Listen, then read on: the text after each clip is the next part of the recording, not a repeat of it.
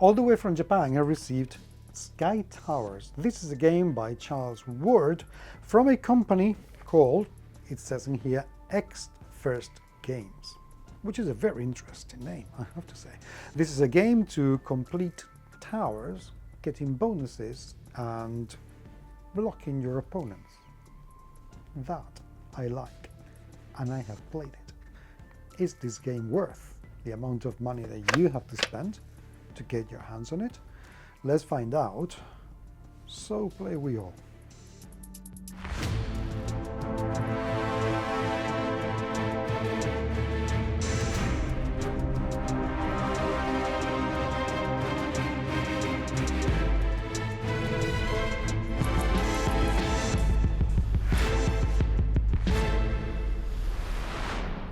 At its core, Sky Towers is blackjack.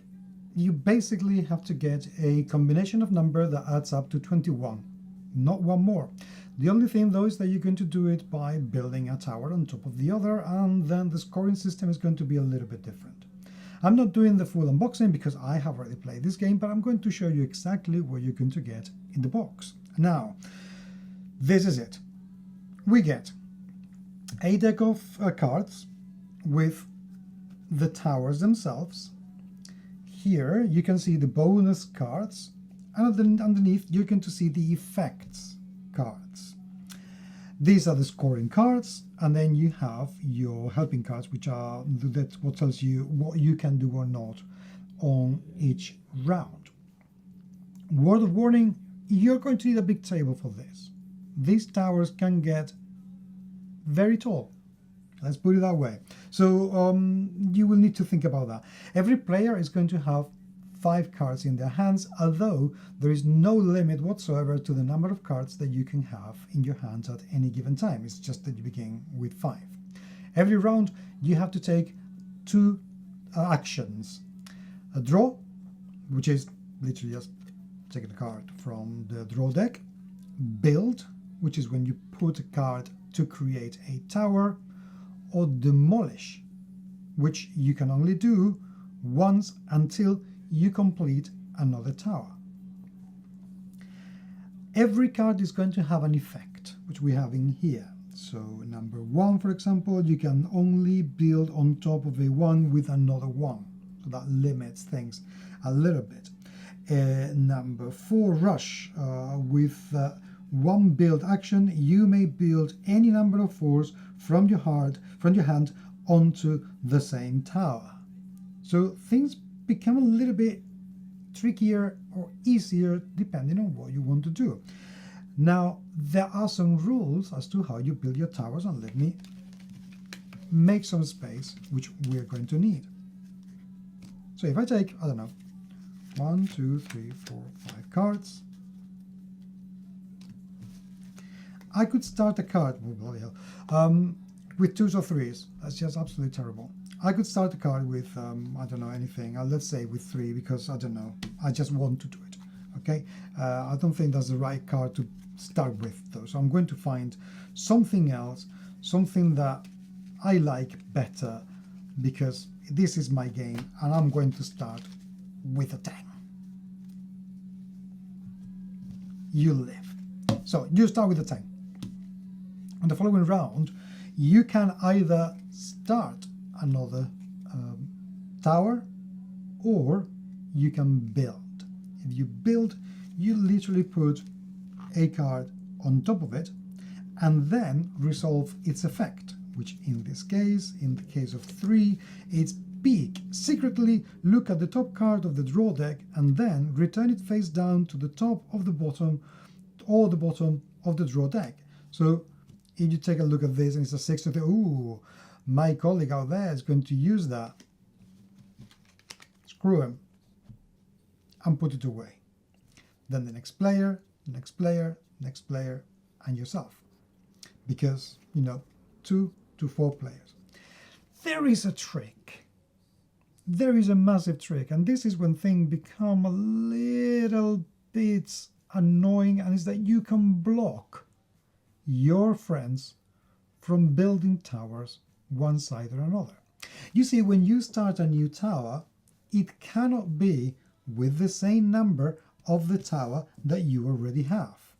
So for example, I would not be able to start another tower here, neither to the left nor the right, with a 10. It has to be different.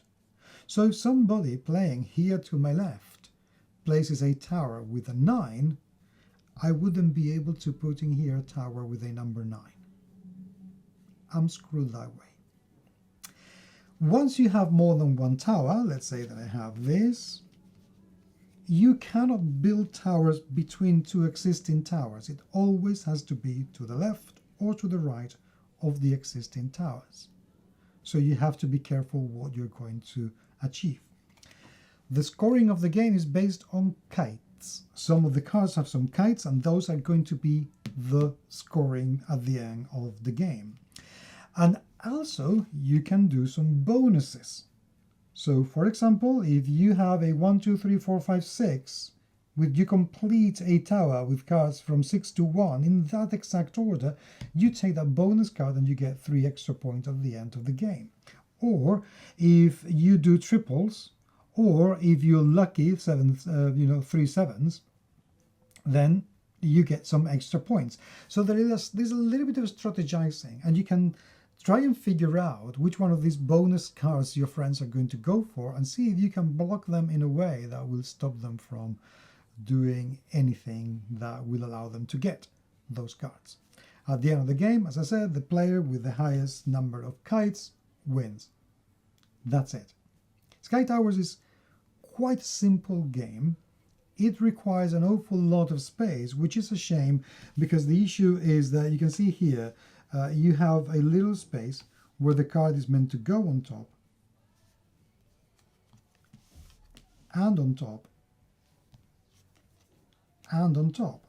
So you can see getting to 21 can be a little bit cumbersome, and it can take a lot of space, and you're going to build a good number of towers, one beside the other. So the design could have been a little bit more efficient by just bringing things down a little bit to make sure that you didn't need to go, like 1 meter to create your tower. The design is not fully there yet, but to be honest, that is just a point that's going to come into play, pardon the pun, if you have a small table. Otherwise, it's not that big of an issue, to be honest. This is a fun game to play. I don't think this is a game that you're going to be playing for ever and ever and ever and ever, but it is a game that, as you can see, it is very simple to explain. It has few rules. Most of the rules are within the effects themselves that you can learn very quickly after you begin to play the game. And it doesn't take too long to play. I think it took us about half an hour, 40 minutes from learning to finishing the first game. So it's a good light game that you can take anywhere and teach anyone how to play it. The only truly hard rule in here is that they can never be above 21, ever, ever, ever. But other than that, this is fun. This is a very light, cute little game that I would play again easily, very, very easily.